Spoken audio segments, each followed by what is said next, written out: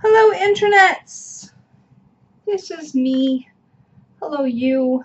This episode is fondly dedicated to the person who incredulously asked me, are you ever actually going to wear the shark onesie after the cruise?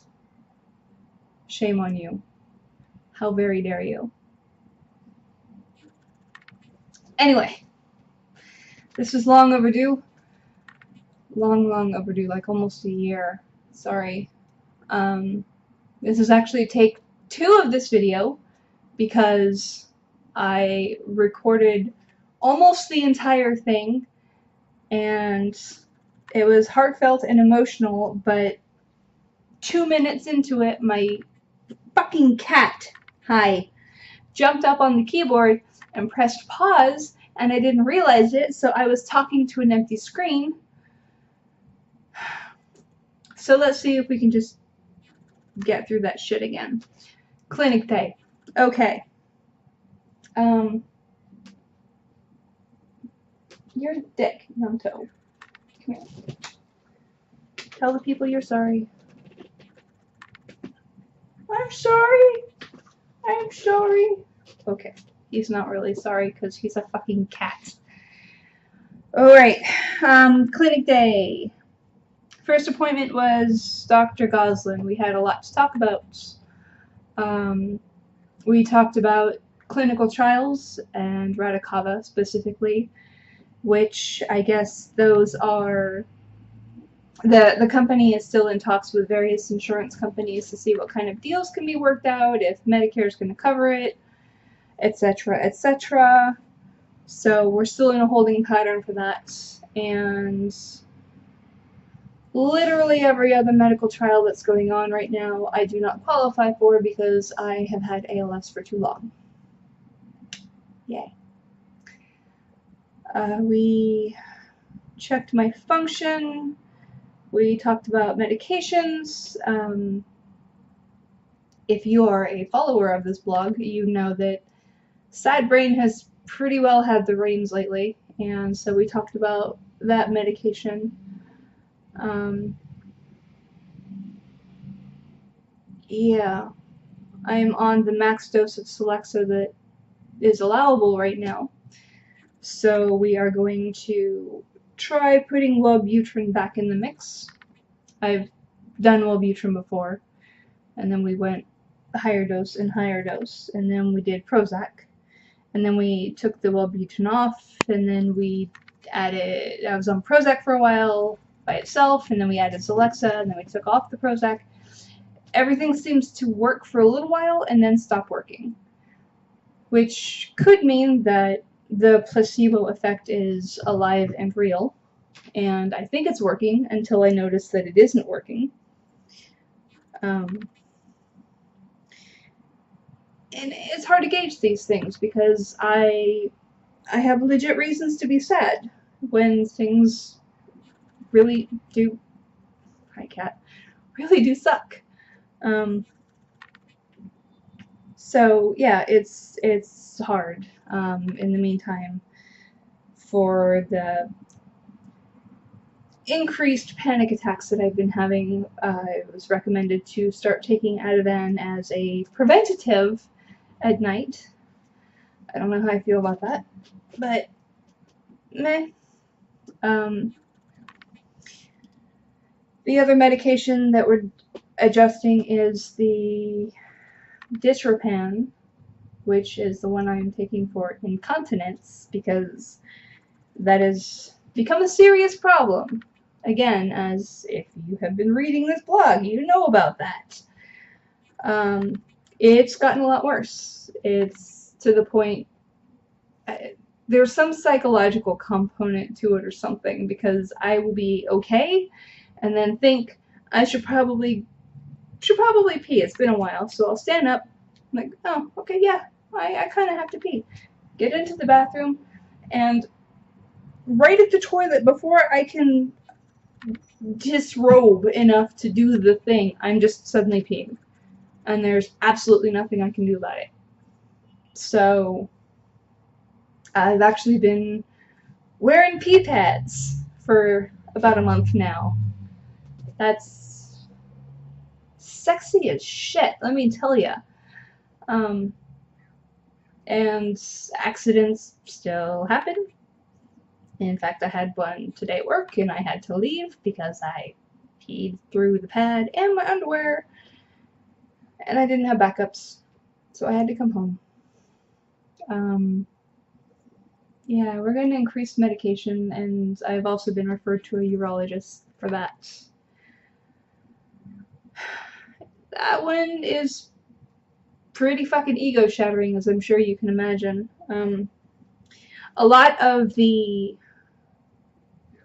stuff that I read online said that urinary and bowel function are usually not affected. So I guess I'm just lucky, but it makes sense because they are voluntary muscles, and that's what ALS kills. So, super duper glamorous. In good news, my speaking and swallowing is just fine. Still. I got the usual finger shaky from my dietitian, Kelly, about drinking fluids. And yeah, this whole session was kind of weird because I had an observer who was a pre-med neurology student.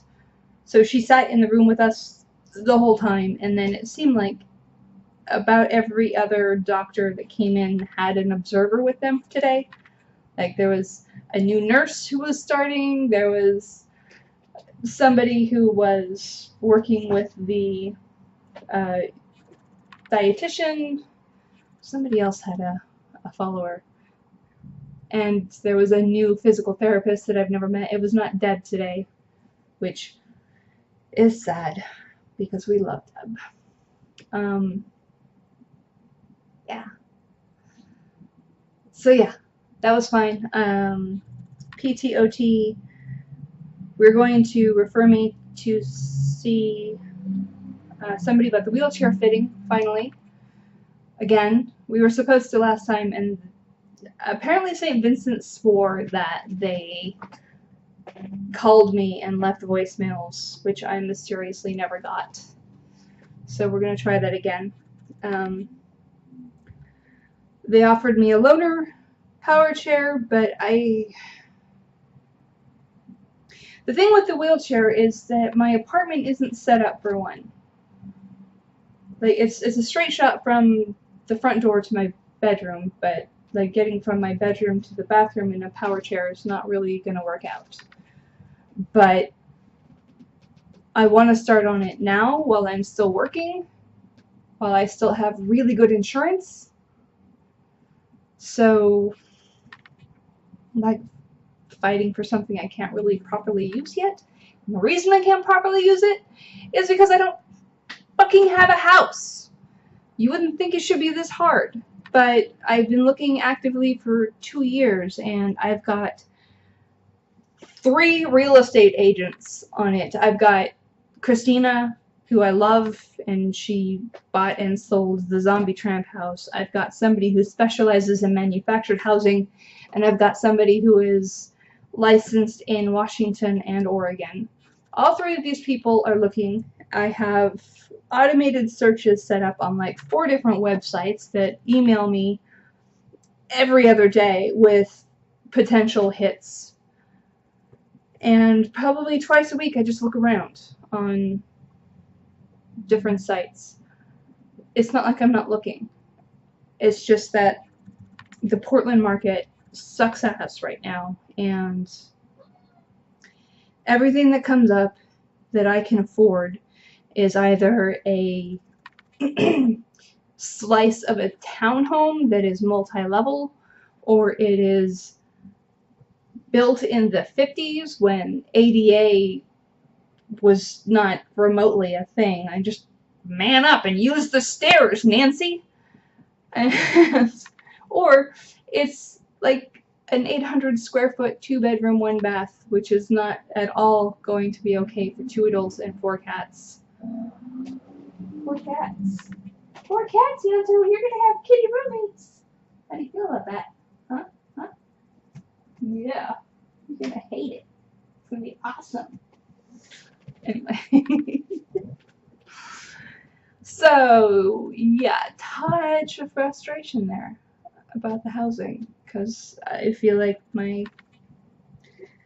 life is kind of on hold until I can get that settled, because until I get a house, I can't quit my job, and the job is it's frustrating right now. I have a manager who's very much by the book, by the numbers, and he's deeply concerned about the number of hours that I've been out due to medical appointments and everything, because my company has a report and I am not supposed to use more than 100 hours of my sick time in a 12-month rolling period, even though I accrue far more than that. At the time I was chastised for this, you know, I should technically be writing you up, but you don't seem to know about the policy, so I'm not going to. At the time, I had like 110 hours spent. I had 80 hours in the bank still. So I'm not allowed to use it as fast as I accrue it, apparently.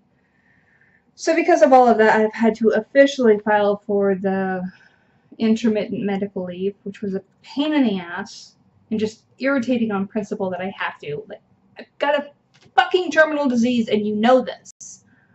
Why are you riding my ass about absences? I have the time off to cover it. I make sure it doesn't affect my job. And in addition to this, he needs more detailed weekly status updates because he's concerned about the appearance of me not being on campus 2 days a week, so he basically wants me to justify that I'm not just sleeping when I'm working from home. And that's also irritating. Because of course I'm fucking not. Anyway, where was I? Yeah. Talked to the social worker a lot about the housing stuff, and she had absolutely nothing to offer except, sorry, doing all the right things.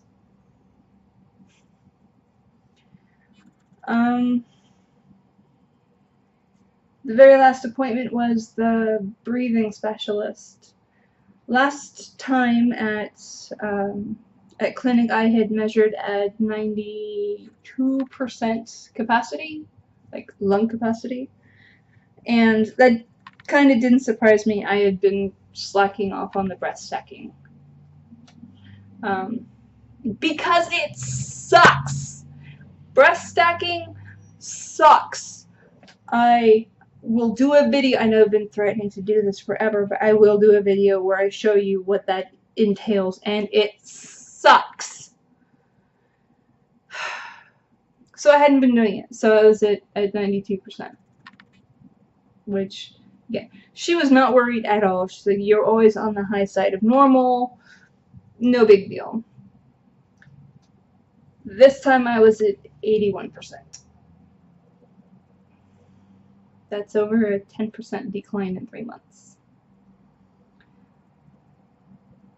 She was a little less strenuous about the I'm not worried about it this time. She still said she was not worried about it, but it was a very, like, do your breath stacking, yo. So I'm doing that. Some more. And it's weird because the sad brain has been causing a lot of panic attacks, and the panic attacks have been shortness of breath is how I know that I'm having them usually, and then I go into this nasty spiral of, am I having a panic attack, or am I just not breathing very well anymore? Is this my life now? Is this the start of me just dying because I can't fucking breathe? And so I've taken out of bed and go the fuck to sleep.